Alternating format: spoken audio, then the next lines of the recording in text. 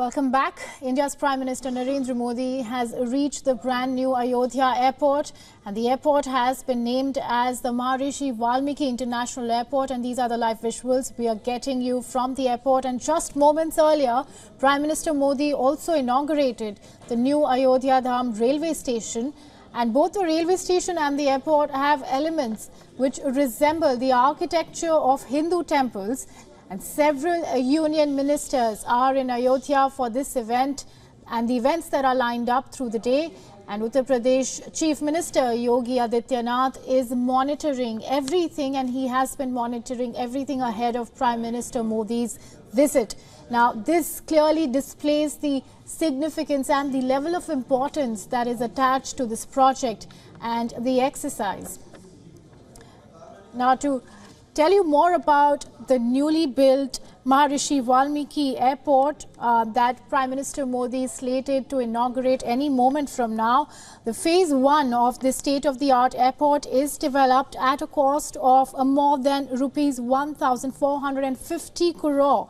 And this airport's terminal building will have an area of 6,500 square meters, and which is equipped to serve about 10 lakh passengers annually. And it only goes to show that India's world-class infrastructure extends beyond the boundaries of metropolitan cities.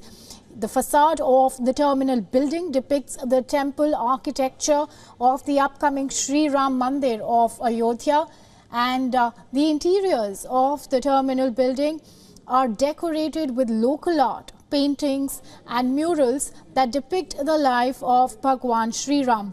Now, the terminal building of Ayodhya Airport is also equipped with various sustainability features, and that goes to show how world-class technology and infrastructure has been incorporated in the holy city of India, where scores of pilgrims travel to Ayodhya every year. And the features like insulated roofing system, LED lighting, rainwater harvesting, landscaping with fountains, water treatment plant, sewage treatment plant, solar power plant and many other such features have been provided to meet 5-star ratings. And this airport will improve the connectivity in the region, which will lead to a boost in tourism, and not just in tourism, but also business activities and, most importantly, employment opportunities.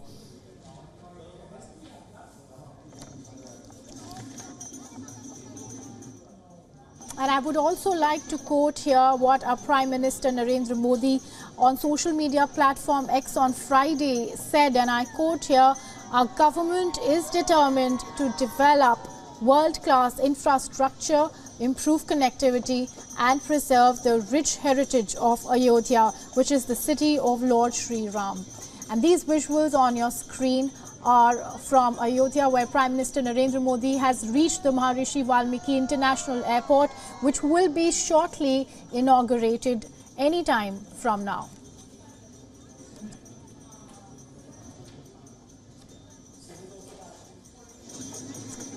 Siddhant, and joining us right now, viewers, is our correspondent and my colleague Siddhant Sibal. Siddhant, well, you know, this only goes to show that India's world-class infrastructure is extending beyond the boundaries of metropolitan city, and it is found now, from now on, it will be found in the holy city of Ayodhya in India.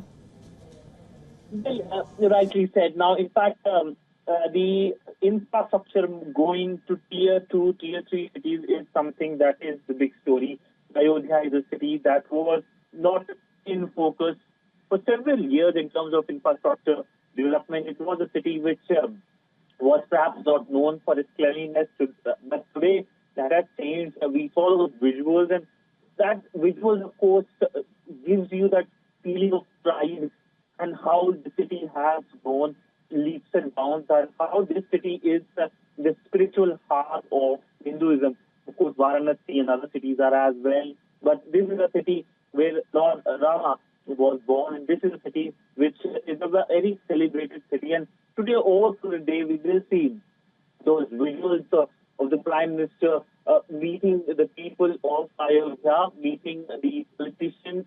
We have seen like a shadow the Chief Minister of the state of Uttar Pradesh, Yogi Adityanath, also present along with the Prime Minister. And those visuals, the grand visuals of the airport, are truly mesmerizing. Now, we know that this airport has several murals and it has been built on the lines of the Mandir, the Ram Mandir, that will be inaugurated by the Prime Minister in January. Now, essentially, January and February will be months known for temple politics, whether it's Ayodhya, where the Ram Mandir will be inaugurated, or whether it's UP, where the BAPS Hindu Mandir will be inaugurated. Last week, we saw the invite being given by the temple authorities and the invite being accepted. Now, essentially, while it's temple politics, it's also development politics, how development infrastructure have been progressing in these cities.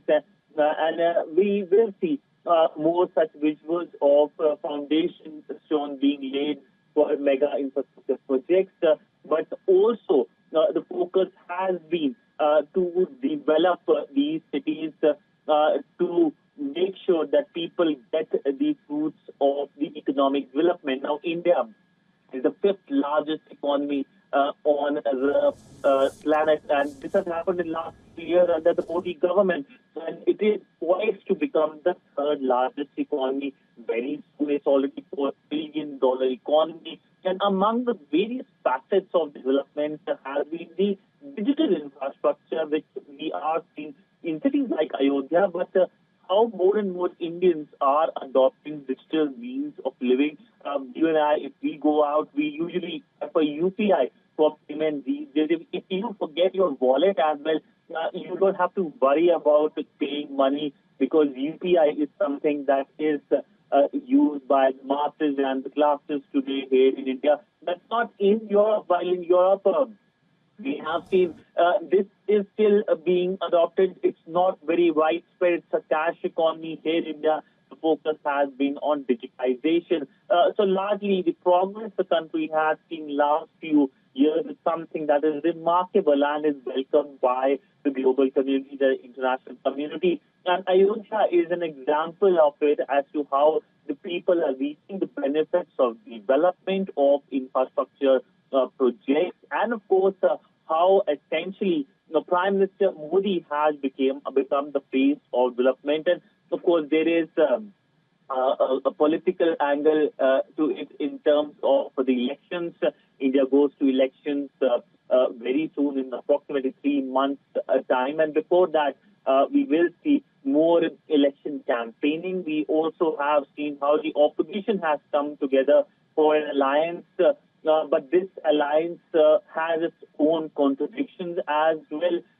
Essentially, this alliance is also facing the problem of various different ideologies. So, new politics has emerged under the Modi government, under Prime Minister Modi in the last 10 years. This is the politics of development. This is a politics that has been lauded by the masses, and we know that the Prime Minister is leaving a very different India in terms of its progress, in terms of... Yes, as you've rightly pointed out, Siddhant, that this is also not going to just improve the connectivity in the region, but also will lead to boost in tourism, business activities, and even provide employment opportunities. And while we continue to track these developments, and we will get back to you, Siddhant, in some time.